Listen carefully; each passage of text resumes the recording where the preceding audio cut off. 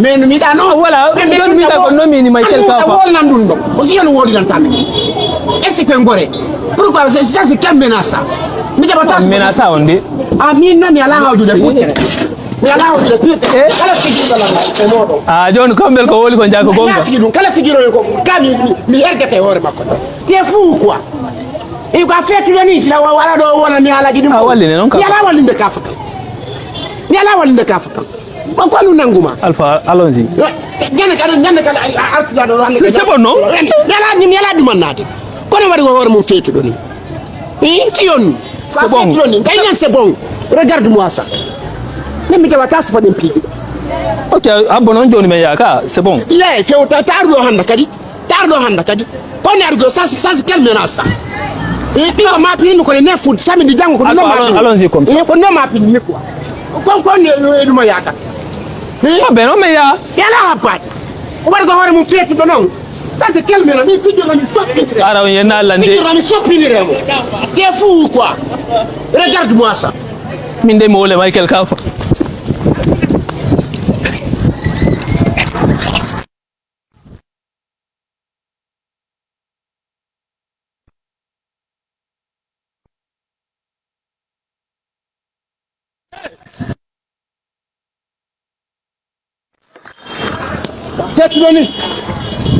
Faites Loni. C'est bon non? Tiens. Walin Kafa. Yala walin. Ko fi ni yanne fi. Fan woni. Pas d'andé. Yala mo. Mais c'est sûr. C'est le sûr. Nene kala John c'est bon mais ngara do ande kadi. C'est bon. Ça quel bien ça. Fan woni. Michael Mundo. Aina Michael. Fan woni.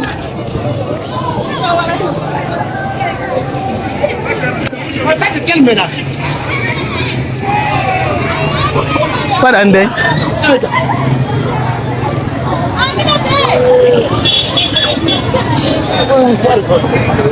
Alors, quand on a des affaires de beaucoup de fois, fiala, combien de fois fiala?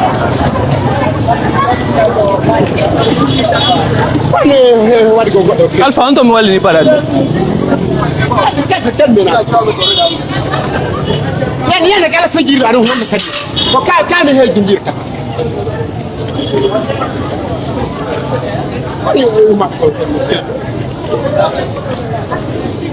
Où sont mes aussi? On a téléphone là. On t'a pas d'andé woni. On t'a pas d'andé woni. Merci.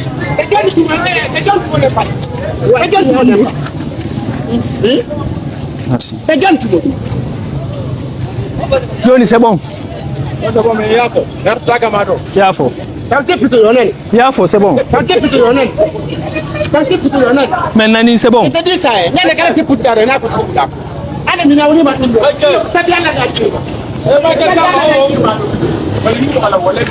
Michael Kafa.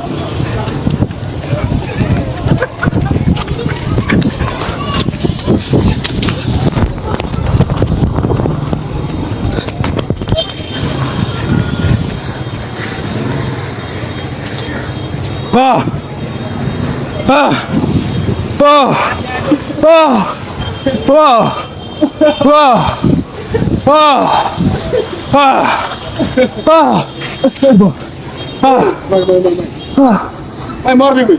Ah, morde. Vai. Ini bila. Jauh tak kali nama tu. Ya, voilà aqui.